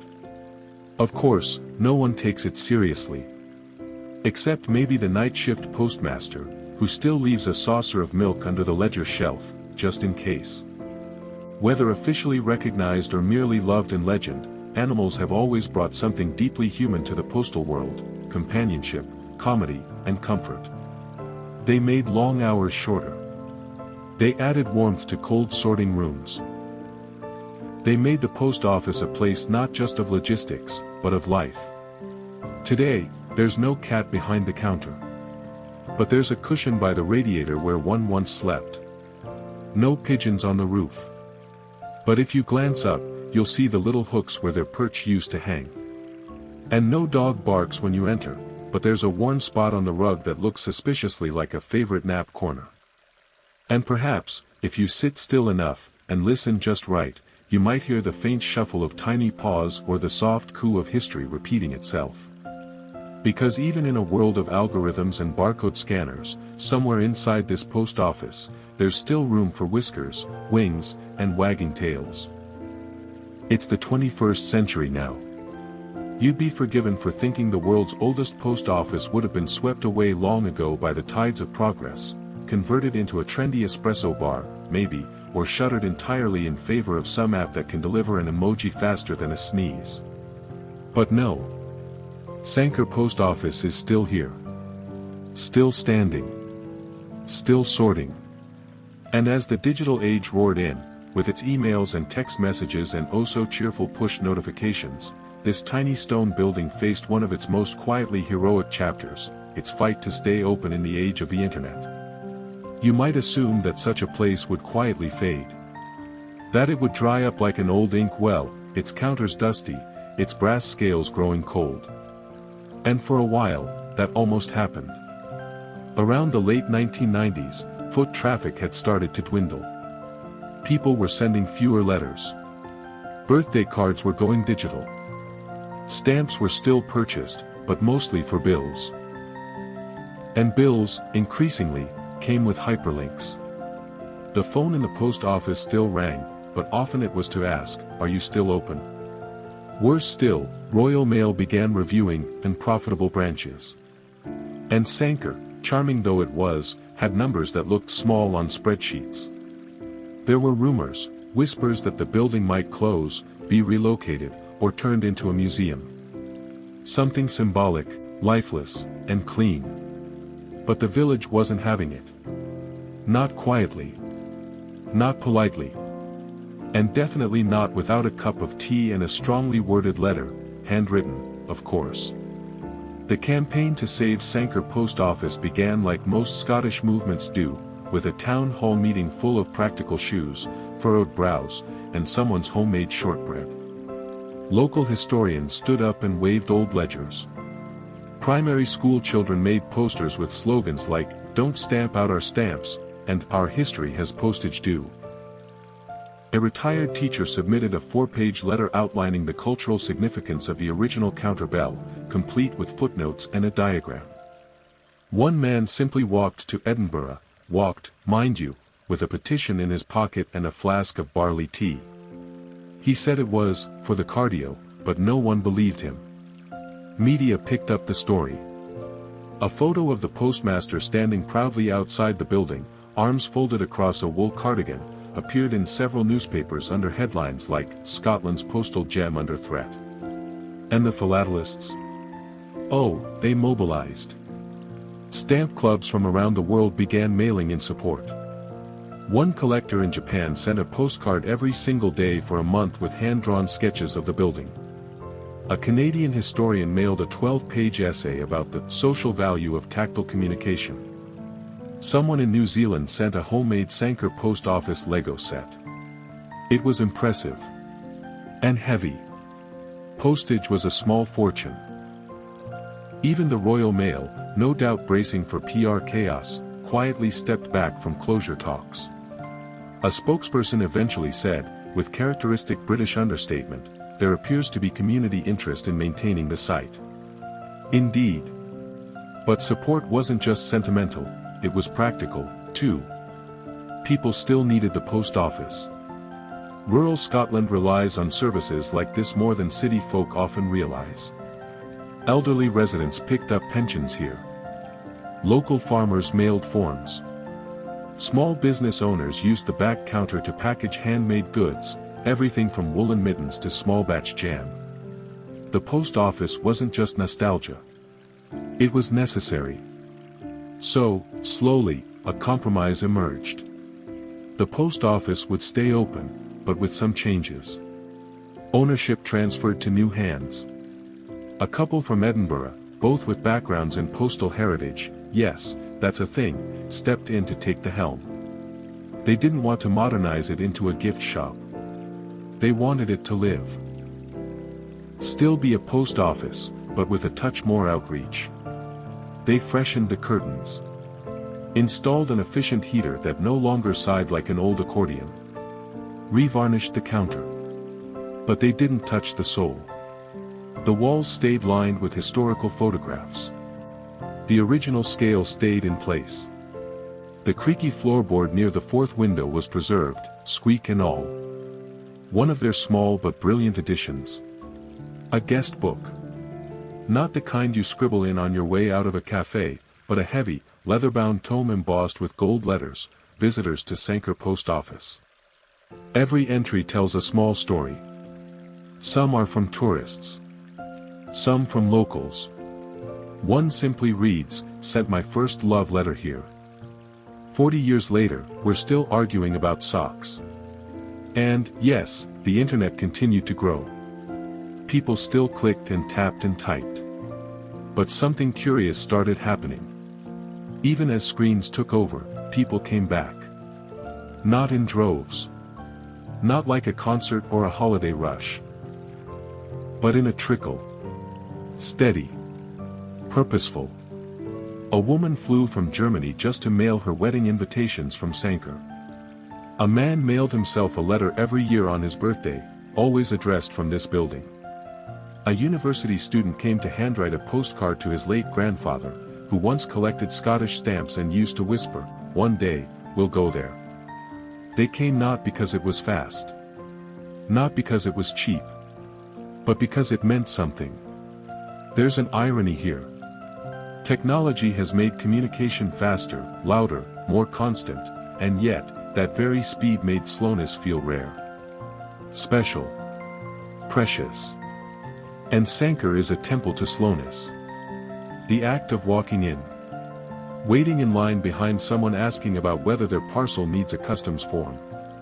Smiling at the postmaster. feeling the brush of the stamp as it's pressed down.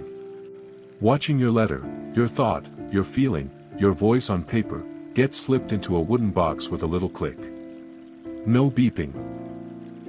No confirmation ping. Just trust. In that small moment, you are part of something older than Wi-Fi and more tactile than a touch screen. You are sending a piece of yourself into the world the old way. The real way. And the building, for all its age and cracks and tea stains, smiles back. Because it still matters. Because it still works. Because, against all odds and algorithms, Sanquhar Post Office is still here, delivering connection in a world that forgot what that feels like. The morning light in Sanquhar comes slowly, spilling across the rooftops like someone gently pouring a pot of warm milk. A robin chirps once from the chimney of the bakery next door, as if to say, "All right, let's get on with it," before disappearing into a hedge. Inside the post office, the lights flicker on, not all at once. Just one, then another. It feels like the building stretches, yawns, and settles into another day of being, quietly and reliably, the heart of something very small and very good. And if there's one thing even more charming than the mail itself, it's what surrounds it, the tourism, the toast, and the tiny souvenirs. Because once the post office began to be known not just for its function, but for its uniqueness, it started drawing a different kind of customer. Not just villagers collecting bills or farmers mailing sheep vaccination records, but curious travelers. People from far-off cities, or countries with warm breezes and hard vowels, who stumbled across a guidebook line that read, "Visit the world's oldest working post office." At first, they came in ones and twos. A French couple on a walking holiday. A German family driving the southern uplands. A New Yorker named Marvin who showed up with 3 cameras, a Sanquhar tartan scarf, and the unshakable belief that someone inside could explain how Queen Victoria felt about postage. They came with wide eyes and questions. "Can we send something from here?" they asked. "Is it really the oldest? Why is there a cat picture next to the scale? It's buttons, remember. She earned it." Some came in reverence. Others stumbled in on accident. One woman from Australia thought it was just a very orderly antique shop. She stayed for 45 minutes, bought 5 postcards, and later sent a thank you letter addressed to that lovely woman with the cardigan who explained what a thistle is. Soon, the staff started preparing. A small rack appeared by the counter, postcards of the building, vintage stamp designs, local views rendered in soft watercolor. Then came the mugs, stamped in Sanquhar. Followed by tote bags, magnets shaped like old mailboxes, and even a line of socks bearing the image of the red postbox out front. The great hosiery misdelivery lives on in merchandise. But nothing too flashy. No neon signs. No gimmicks. Everything had the same humble energy as the post office itself, gentle, handmade, maybe a little lopsided. Visitors could buy commemorative envelopes with the special Sanquhar postmark. Some of them mailed them immediately, tiny acts of time travel to friends and family abroad. Others kept them sealed in plastic folders, destined for scrapbooks or the backs of drawers. One man from Texas reportedly framed his and hung it above his fireplace, calling it, "the only piece of paper I trust." Of course, no good post office visit is complete without a snack. That's where the toast comes in. Just next door, or diagonally across the cobbles depending on which century you're pretending it is, there's always been a tea shop, or a bakery, or a general store. The current incarnation is a cafe called the Paper and Kettle, where tea comes in mismatched china cups, the toast is cut thick as your thumb, and the butter has its own local legend. No one quite knows where it's churned, but it tastes suspiciously like nostalgia. Tourists, after sending their postcards or posing beside the postbox, often wander in and order a pastai special, a pot of tea and a plate of thick-cut toast with jam. It became an unofficial tradition. Locals began offering recommendations, post first, toast after. Or else you'll smudge the ink. The cafe owner, Moira, she of the impressive postal-themed earring collection, started keeping a guest book just for post office visitors.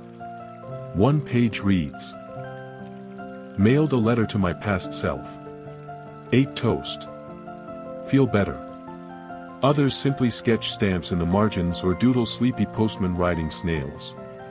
One child wrote in giant block letters, "This place is full of magic and crumbs." But even more touching than the souvenirs or snacks is the simple joy of seeing how many people, from so many places, come for the quiet thrill of connection. They linger at the doorway. They take photos not just of the post office, but of the cracks in the stone, the slate roof, the faded paint on the sign. They want to remember how it felt to be somewhere that has kept doing the same thing, every day, for over 300 years, without fanfare. Without urgency. Without losing the plot. One woman from Denmark came back every year for 5 years. Always in spring. She never explained why. Just came in, mailed a postcard, bought the same mug, and smiled. Her 5th visit, she left a small envelope addressed simply to the next stranger who needs this. Inside was a pressed daisy and a handwritten note that said, "You're doing fine. Please send something good." Even the locals, who might once have rolled their eyes at all the fuss, have embraced the new rhythm. They'll point visitors toward the post office with pride. The children learn about it in school. There's even a "Draw the Post Office" contest at the summer fair. Winners get a certificate signed by the postmaster and a shortbread biscuit shaped like an envelope. And yes, somewhere in a cabinet at the back, there's a little stack of those winning drawings, some shockingly good, others hilariously inaccurate. One child once drew the post office as a spaceship with rocket boosters.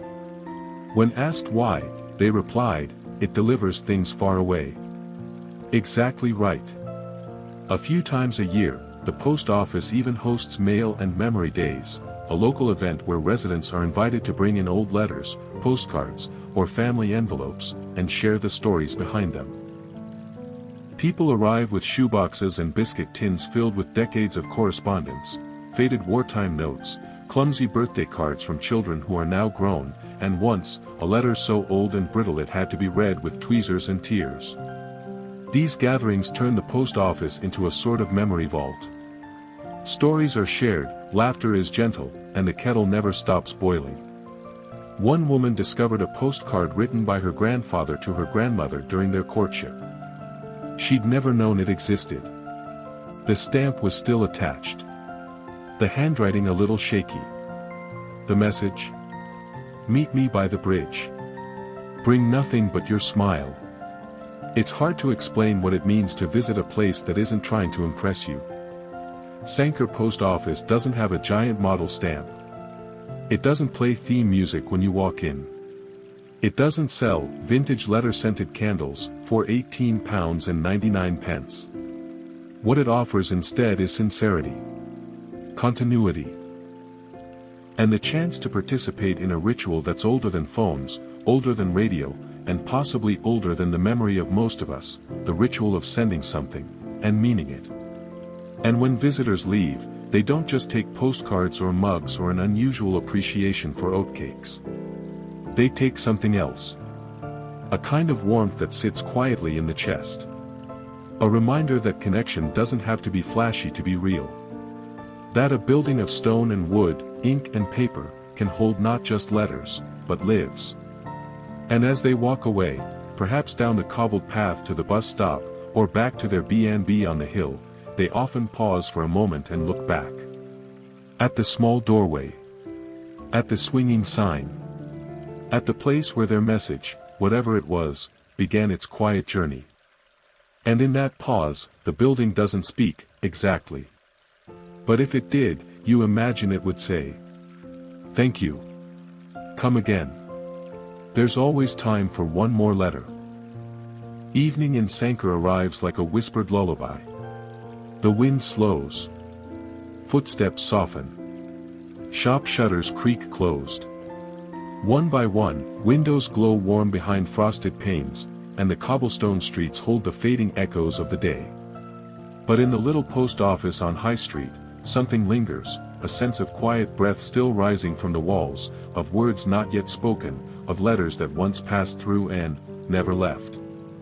Because while most mail has a destination, not all of it arrives. And tonight, in the hush between stories and stamps, we slip into the most curious part of Sanquhar's long life, the post that never made it. The letters that went out into the world but never came back. The messages that were sent, sealed, and simply waited. Let's not confuse this with neglect. The Sanquhar postmasters and mistresses, across centuries of weather, war, and occasionally the great tea shortage of 1932, have always been painfully devoted to their duty. They delivered. But sometimes, life had other plans. At the back of the post office, just past the box of commemorative spoons and the drawer labeled mystery keys, there's a low wooden cabinet. It leans slightly to the left, like it's always about to say something but forgets. Its drawers are labeled, in faded handwriting, misdirected, unclaimed, retained, and the ever-mysterious, awaiting. This isn't a lost and found in the traditional sense. It's more like a small museum of almost connection. Let's start with the most famous of them all, the blank envelope of 1927. It arrived mid-autumn, slipped between an invoice for coal delivery and a birthday card for a local teacher. But unlike its neighbors, it bore no stamp. No address. No markings of any kind, save for a soft wax seal pressed with an ornate symbol resembling a Celtic knot tied into a musical clef. Inside, a single piece of paper. Beautifully textured. Soft, creamy, slightly scented with something like lavender or maybe time travel. But blank. Entirely blank. The postmaster at the time, Miss Iona Fraser, a woman of such precision that she once corrected a bishop's handwriting, was understandably baffled. She held it up to the window. She steamed it open again. She tried lemon juice, heat, even holding it near a cat, on the theory that perhaps the message was meant for feline eyes only. Nothing. To this day, it's kept in a glass sleeve in the back drawer. Occasionally brought out on rainy days. Still blank, someone will say. And everyone nods, as though secretly hoping this will be the time the message finally appears. Then there's the letter to the future. Written in looping script and dated December 3, 1943, it was found sealed and forgotten in the back of a drawer labeled, "Tea Towels, Urgent." The envelope was addressed simply to, "Whomever sits here when it's 2023. The message inside was short. "I hope this place is still full of paper and boots and the gentle smell of wet wool. I hope the pen still glides. I hope someone still waits for news with trembling fingers.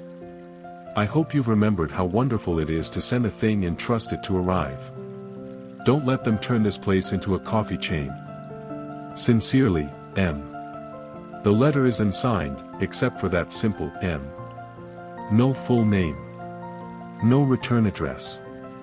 Just the hope that someone would read it, 80 years later. And someone did. In 2023, the staff placed it in the front window with a sign, "It came true." But not all letters are filled with poetry. Some hold awkward truths, half-told jokes, or simply, silence. One letter from 1968, still unopened, is addressed to "the boy who sat behind me in maths." The only clue to its contents. A lipstick mark on the seal, now slightly smudged, but still visible beneath the dust. No one ever claimed it. There's also a postcard from the early 1950s. The image on the front shows a donkey looking unimpressed in front of Loch Lomond. The message on the back says, "Saw this and thought of you. No offense. Hope you're still alive." No name. No address. Just that. And perhaps most intriguing of all, the humming parcel. It arrived in 1971. Brown paper, tied with wax string. No return address. The label, written in perfect calligraphy, reads simply, "To be opened only when the moon forgets her name." Which is not entirely helpful from a logistic standpoint. For decades, the staff debated opening it. Once a year, someone presses their ear to it, and every few years, someone swears it makes a sound, not constant, but fleeting. Like a bee caught in a dream. Historians still argue whether this is proof of an early conceptual art piece or just a particularly tightly wrapped music box. No one knows. No one opens it.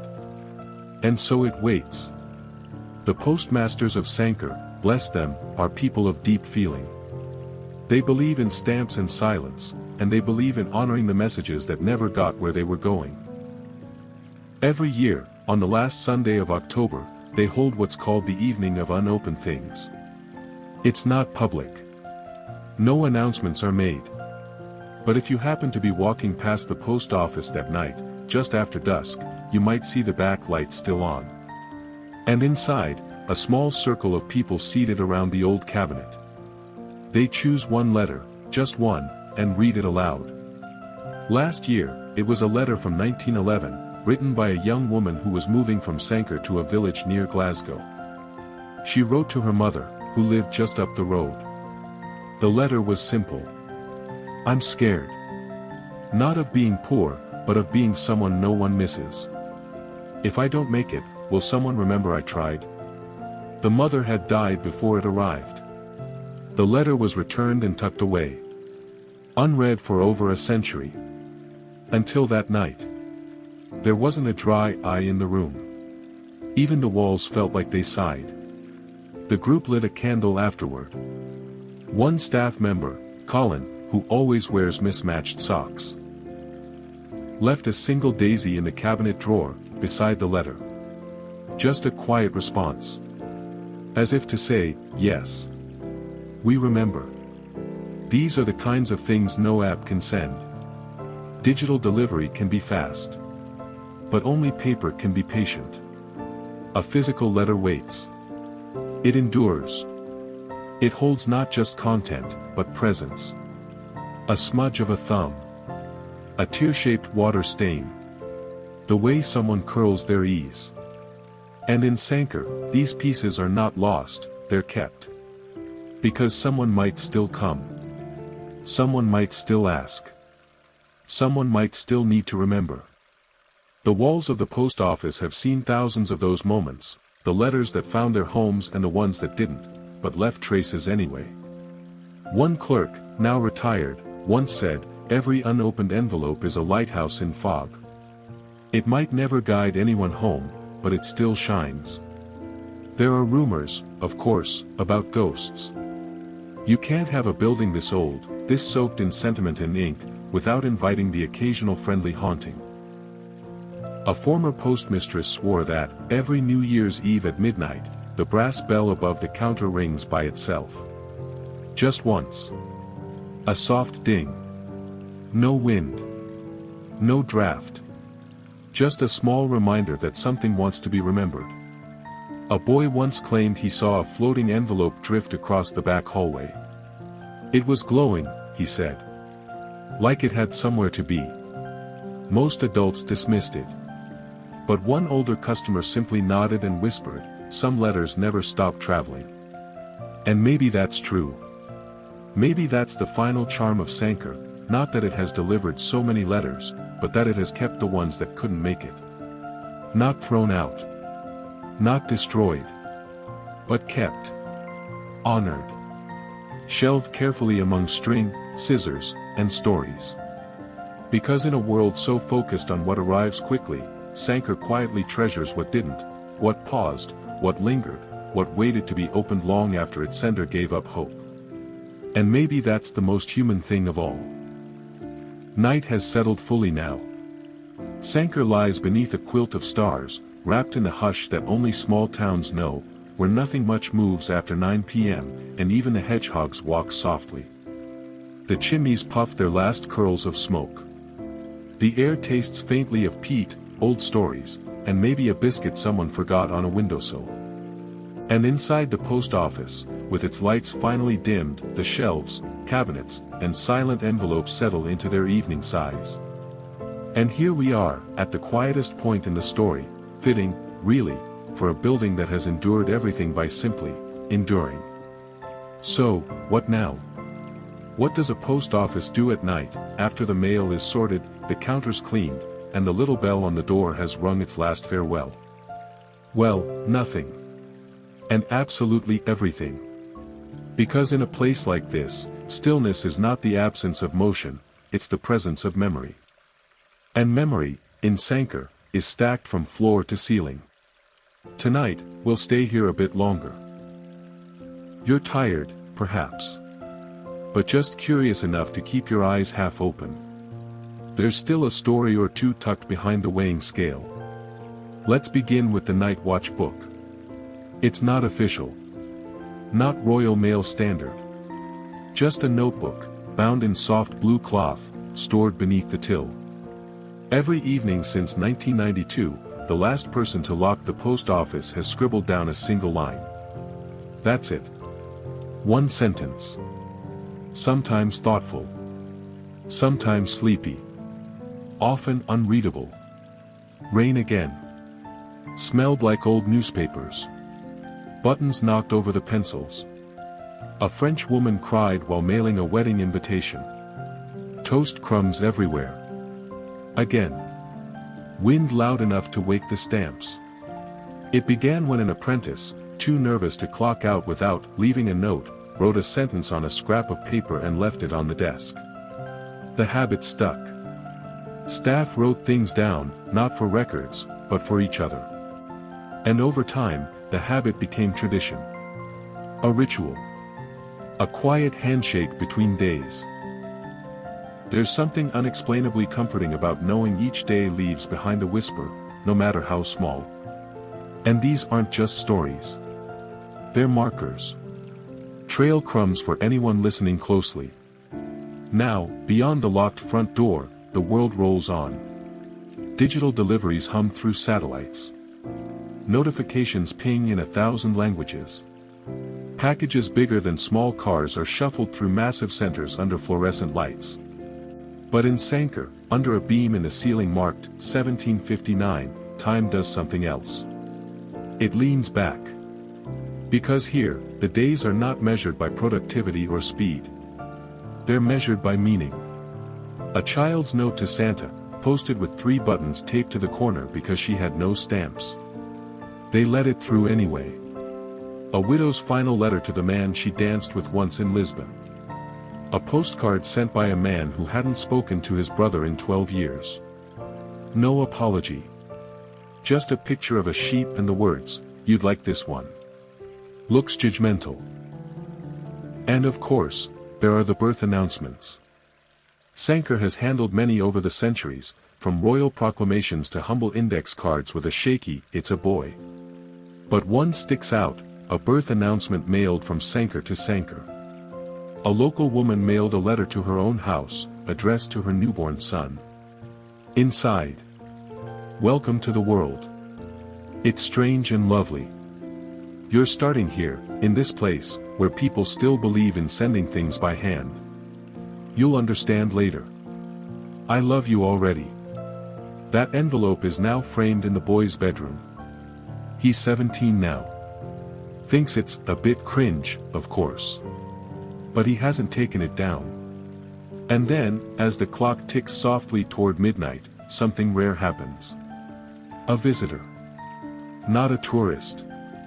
Not a clerk. But the wind, it finds its way through the little gap in the wood frame, curls around the counter, and lifts a single piece of paper from the out tray. It doesn't carry it away. Just lets it hover, briefly, in the air. For a moment, the room watches. Maybe it's the spirit of a long-lost postman. Maybe it's the breath of a letter too proud to stay still. Or maybe, it's just the building itself, exhaling. This is a place where time is not kept, it's held.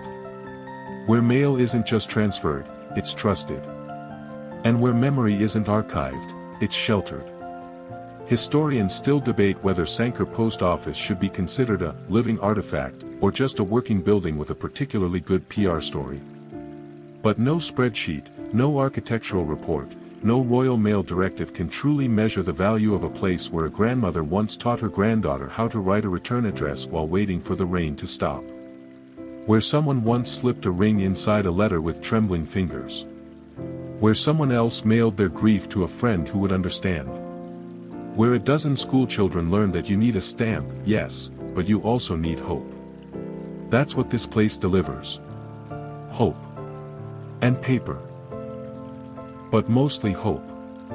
So, the next time you pass a post office, any post office, pause. Step inside. Buy a stamp you don't need. Write a postcard to someone who doesn't expect it. Send a little something real, in a world that keeps forgetting how. And if you're very lucky, you might find your way to Sanquhar. You'll hear the bell ring when you walk in. The floor will creak like it's greeting you personally. The person behind the counter will smile, not because they're paid to, but because they mean it. And when you leave, you'll carry more than mail. You'll carry proof that something can last, quietly, lovingly, completely, for centuries. Because somewhere in southern Scotland, on a sleepy street lined with stone and soot, there is still a place where letters matter. Where smallness is sacred. Where time walks softly. And where, each night, the oldest working post office in the world tucks in its thoughts, switches off the light, and waits patiently for morning. Wind down, integrated. So now, as you lie there, eyelids heavier than you expected, the story folds up quietly, like a letter finally sealed. Let the rhythm of footsteps on stone fade away. Let the creak of wood and the rustle of old envelopes become the white noise of dreams. Outside, the wind has settled too. Not gone, just listening. Somewhere in the night, there's a place with a mailbox still warm from the touch of human hands. With paper that breathes. With ink that waits. Maybe, tomorrow, you'll write something. But tonight, there's nothing to do. Nothing to fix. Just drift. Let the slow memory of Sanquhar settle like dust across your thoughts. Let the stories swirl and rest. Let your breath grow long and steady. This building has waited centuries. It can wait a little longer, until morning finds you again. Sleep, now. You've earned it.